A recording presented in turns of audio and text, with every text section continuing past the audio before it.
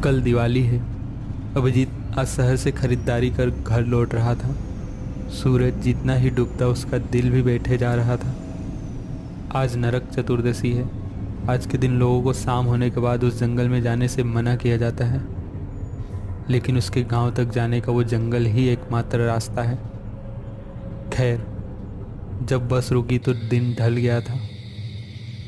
अभिजीत बस से उतरकर तेजी से अपने गांव वाले रास्ते पर चलने लगा। वो जानता था इस जंगल में रात को गुजरने से मना किया जाता है, और दीपावली से एक दिन पहले इधर से गुजरने के बारे में तो कोई सोच भी नहीं सकता। वो यही सब सोचते हुए बढ़े जा रहा था। तभी उसने किसी औरत की चीखने की आवाज़ सुनी, मानो वो बहुत दर्द में हो। उसका दिल धक्क से रह गया। उसने ध्यान से देखा तो वहां पोखर के उस पार एक औरत खून में लथपथ खड़ी थी। उसे देख अभिजीत के होश उड़ गए। वो डर के मारे कांपने लगा। औरत दोबारा चीखने लगी, मानो उसके शरीर के घाव से उसे काफी दर्द हो रहा था। चीखते हुए वो तालाब के ऊपर चलते हुए अभिजीत की तरफ बढ़ने लगी। अभिजीत ये सब देख भागना चाहा, लेकिन डर के मारे वो हिल भी नहीं पा रहा था। उसके पैर अकड़ गए थे और वो बुरी तरह कांप रहा था।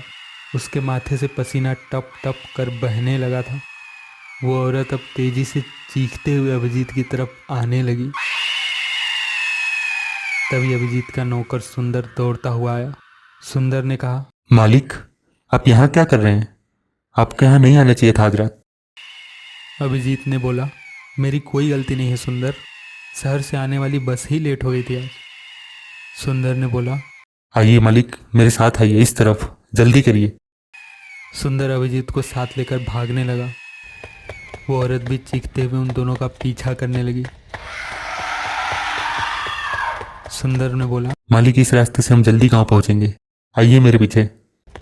भागते भागते अभिजीत ने हाँफते हुए पूछा, सुंदर, तुम इतनी रात को क्या कर रहे हो इस जंगल में? ये सुनकर सुंदर ने कोई जवाब नहीं दिया।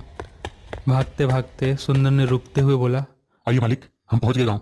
अभिजीत ने कहा, धन्यवाद सुंदर, तू ना होता तो आज वो चुड़ैल मुझे मार ही डालती। चल घर चलकर कुछ खाते हैं, आजा। सुंदर ने बोला, नहीं मालिक, मैं अपने घर जा रहा हूँ, मेरी बेटी की तबीयत खराब है ना। ये सुन अभिजीत ने चौंकते हुए बोला, सुंदर, क्या हुआ तेरी बेटी को? तूने पहले क्यों नहीं बताया?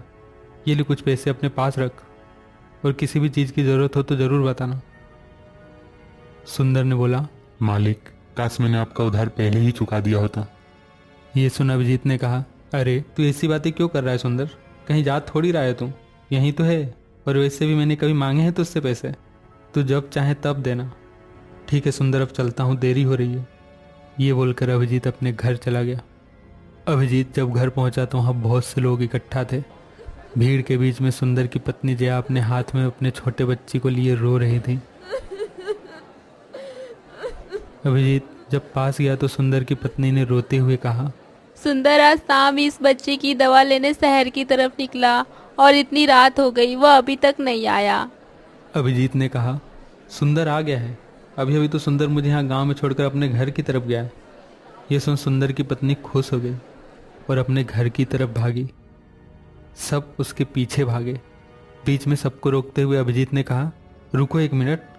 सब वहीं रुक गए। अभिजीत ने वहाँ जमीन पर पड़े पैसे उठाते हुए कहा, अरे ये पैसे यहीं गिरा दिए हैं सुंदर ने। मैंने उसे अपनी बेटी के इलाज के लिए दिए थे पैसे, इसी जगह पर।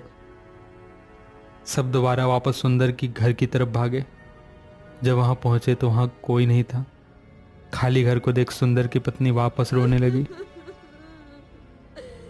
अभिजीत ने कहा, डरने की कोई बात नहीं है, सुंदर यहीं कहीं होगा, वो आता ही होगा अभी।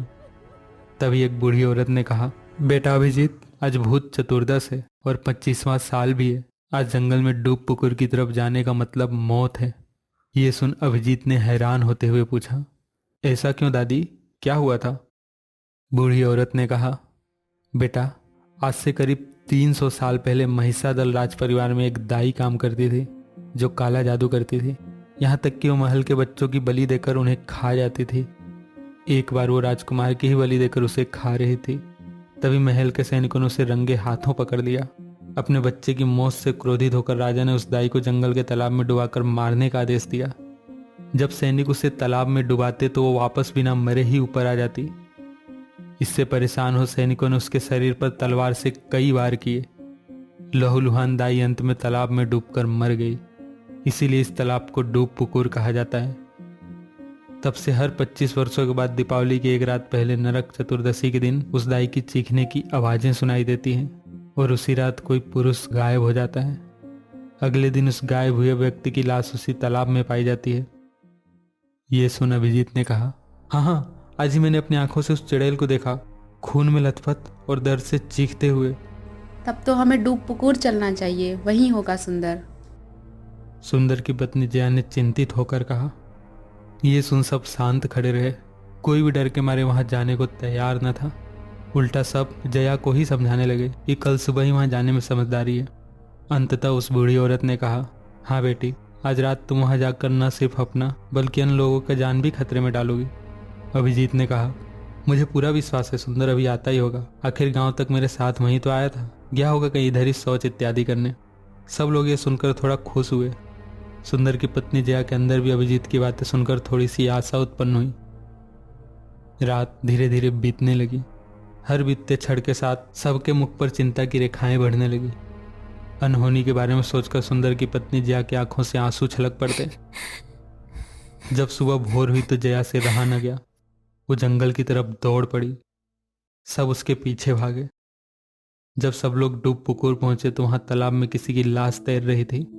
जब पास जाकर सबने देखा तो ये सुंदर की ही लाश थी। उसे देख जया फूट फूट कर रोने लगी। अभिजीत के तो पैरों तले जमीन खिसक गई। मतलब जिसने रात में उसकी मदद की थी वो सुंदर नहीं बल्कि उसकी आत्मा थी। सुंदर ने मरने के बाद भी अपना कर्ज चुका दिया था।